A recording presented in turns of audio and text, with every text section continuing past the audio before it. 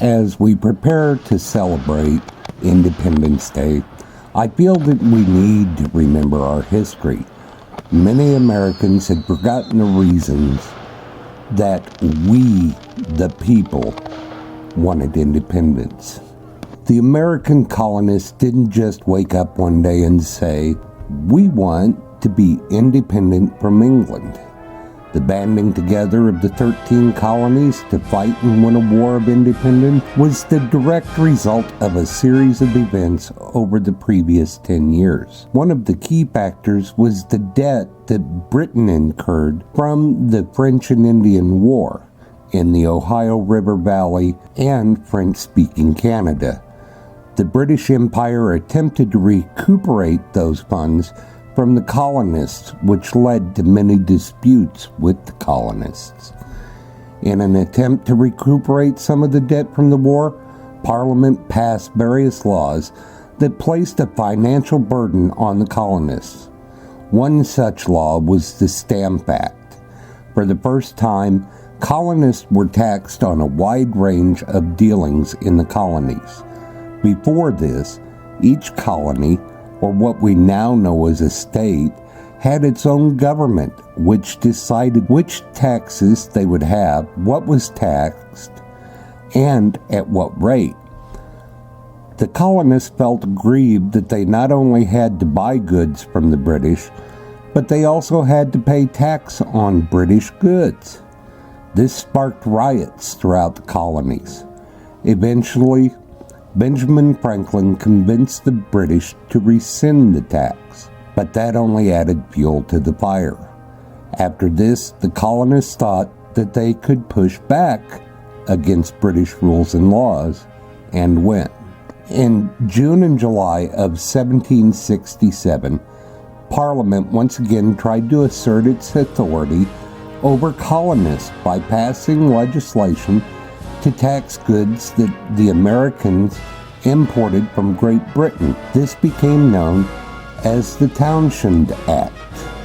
A board of customs commissioners was created to stop smuggling and corruption among local officials in the colonies, who were often part of the illicit trade.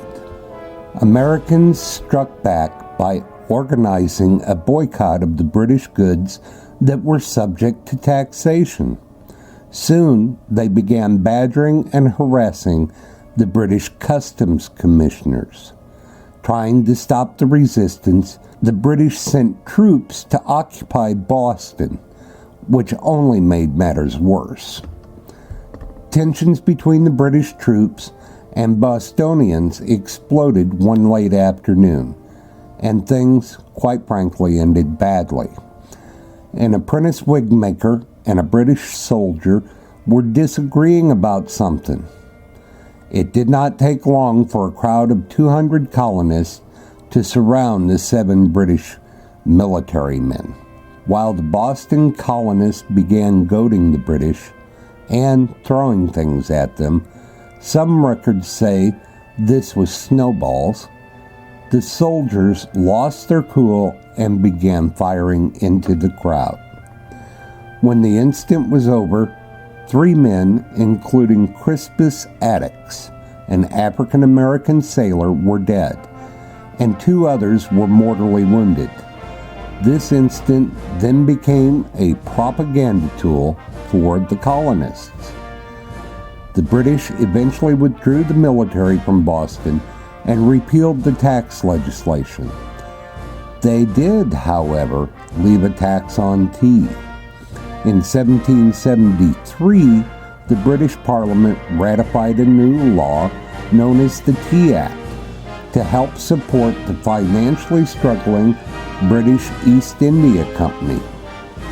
This act gave the British company preferential treatment under the tax regulations so that it could sell tea at a price that undermined the colonial merchants who imported from Dutch traders.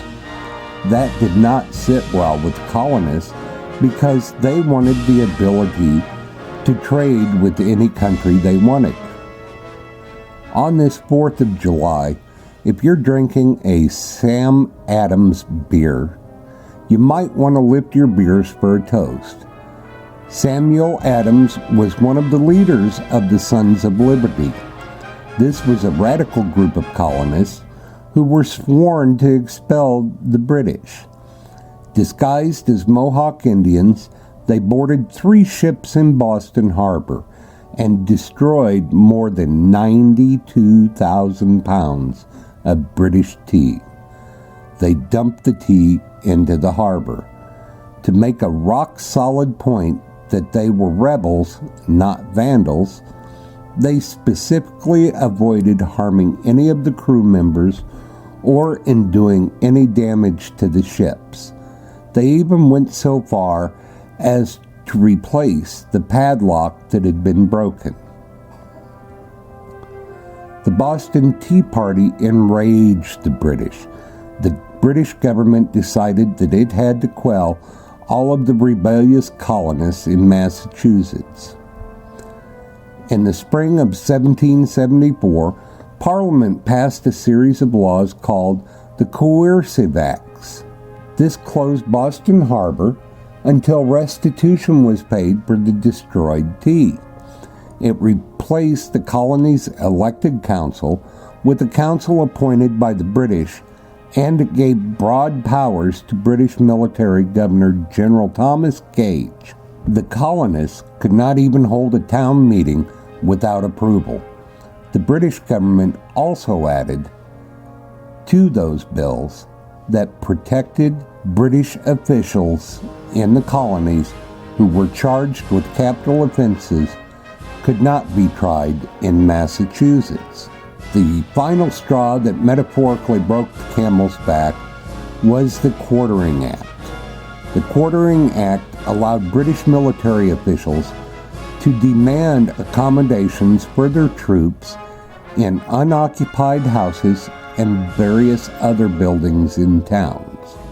While it didn't force the colonists to board troops in their own homes, they were required to house and feed the soldiers at the colonists' expense.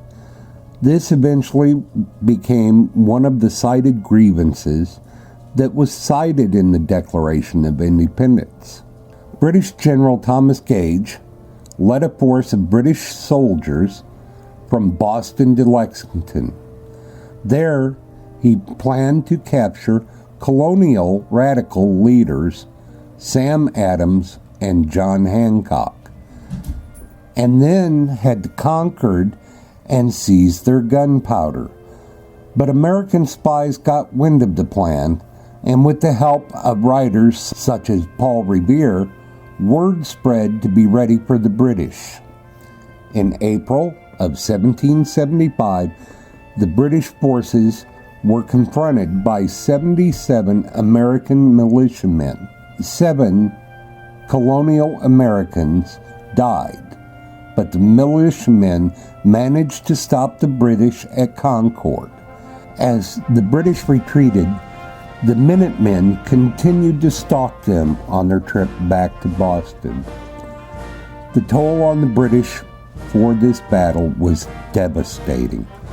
73 British soldiers were killed, 174 were wounded, and 26 were labeled as missing in action. A total of 273 soldiers were killed, missing, or injured. This proved to the British that the colonists were fearsome foes who had to be taken seriously. It was the start of the war for American independence. In October of 1775, about 6 months after the Battle of Concord, the British began naval bombardments and the burning of coastal towns. In the north, Falmouth, Massachusetts was bombarded and townspeople had to grab their possessions and flee for their lives. The British also attacked Norfolk, Virginia. The horror of the town's wooden buildings going up in flames after a 7-hour naval bombardment shocked the Southerners. The burning of the 2 ports helped leaders to make the argument that the colonists needed to band together for survival against a ruthless enemy and embrace the need for independence. And the rest, you see, is history.